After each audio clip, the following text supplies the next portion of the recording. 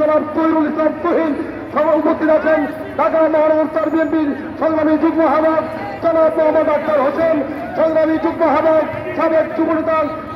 জনাব হাজী মোহাম্মদ ইউসুফ।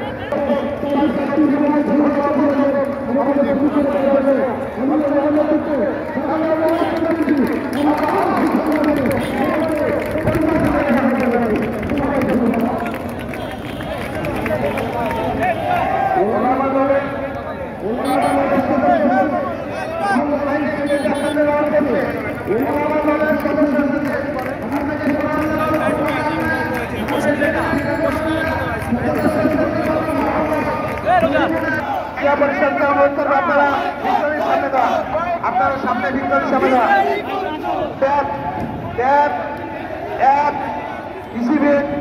পেশাজীবী জগৎ,